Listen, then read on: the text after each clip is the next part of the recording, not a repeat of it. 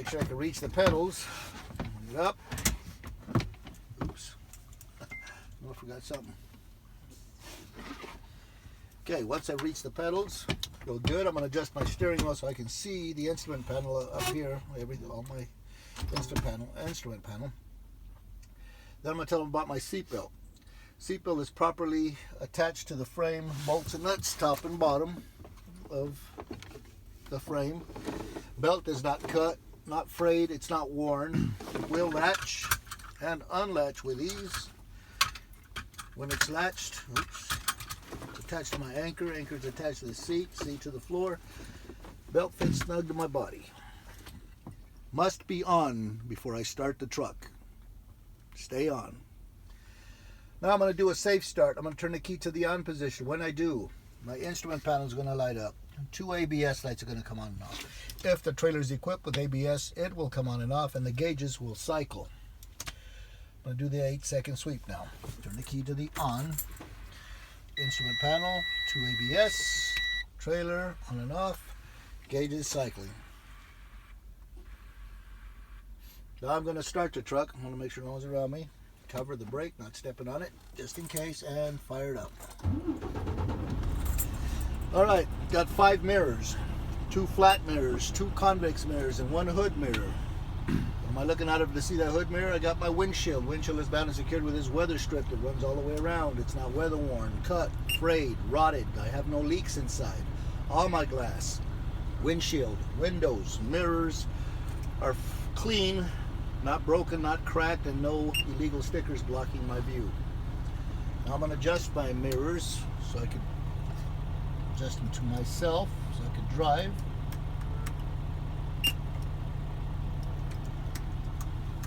Okay, once I'm done with that, I'm going to go ahead and turn my headlights on.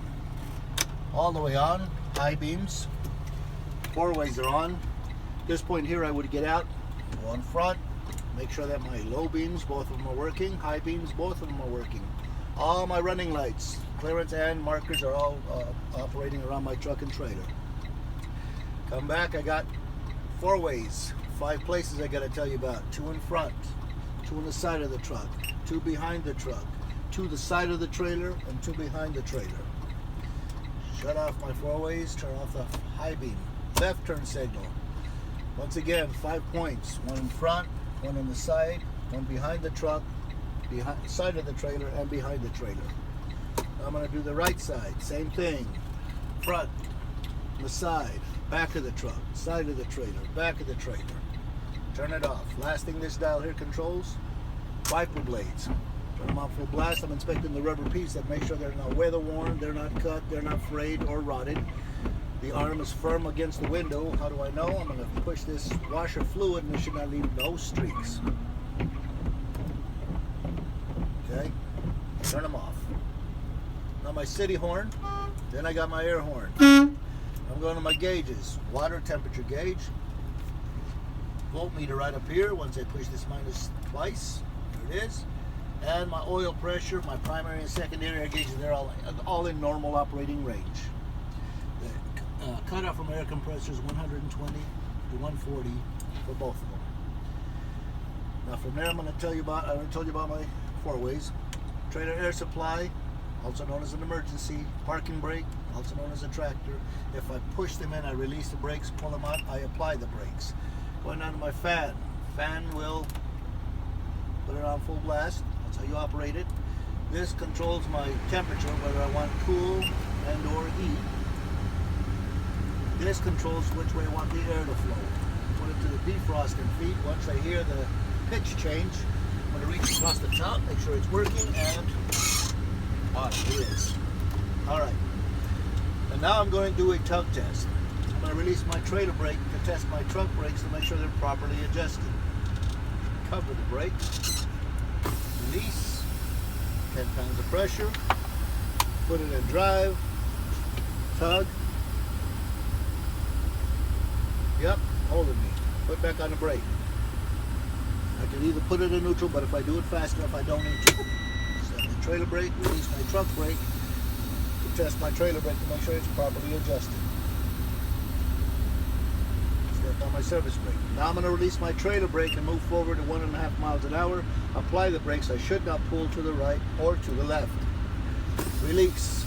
Look around. Make sure no one's around my trailer underneath or anything like that. Or walking by. You have enough fuel to pull me and stop. No, I did not pull to the right or to the left. Now I'm going to get out and chock my wheel. But before I do, I always put it in neutral first, then set the brakes. If I leave it in drive, I'm going to hear this. 2 warnings. 1, 2. Now it's gone to neutral here, but I'm still in drive here. As soon as I open this door, I just failed. Okay? Always go to neutral first, then set the brakes. Now I'm going to get out and chock my wheels.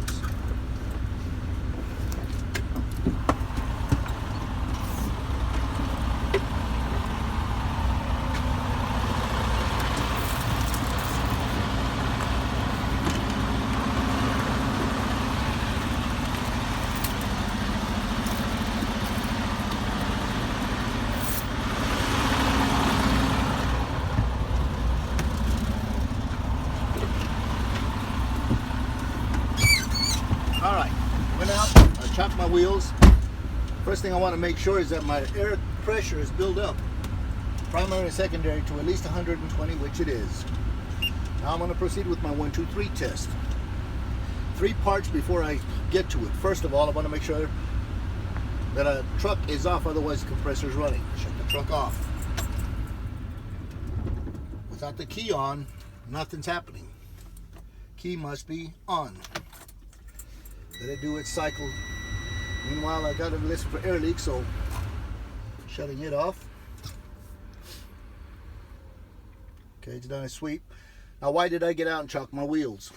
So I don't roll away when I release my brakes.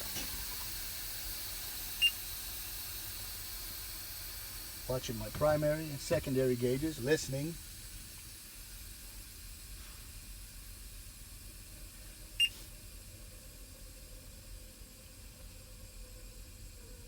Alright, part 1. It's called the applied. I'm going to step on my service brake. I'm going to hold it to the floor. I should not lose more than 4 psi in 1 minute. I'm going to step hard, hold it. Watch these 2. When they stop moving, I start counting. 1001, or time it. 1002, 1003, 1004, 1005, 1006, 1007, 1008, 1009, 1010, 1011, 1012, 1013, 1014, and so on until you that's testing me tells me either to stop or I do the full minute. And when that happens, let go. No, I did not lose more than 4 psi in that minute. Now I'm going to do part 2, which is called the low air warning. I call it low air warning test. I'm going to fan my brakes until I see and hear the low air warning at no less than 60 psi. This one I'm going to do slow. Floor, out. Floor, out. Floor, out. I see it, I hear it, and no, I am not below 60 on either one. Now I'm going to do part 3, which is called the emergency test. This is my emergency brake. I'm going to fan my brakes until my emergency valve pops out, no less than 40. They should both pop out. But if my parking brake does not pop out, it will pop out at no less than 20. This one here, I want to do it as fast as possible.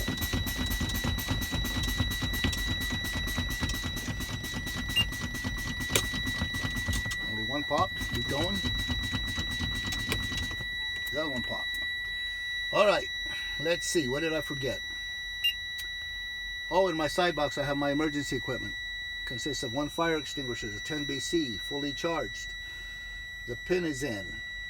Mounted secured so it does not roll around. And the inspection sticker is up to date in place. I have 3 emergency triangles. They're amber with red reflective. All 3 are present and in good working order. And I have my spare fuses.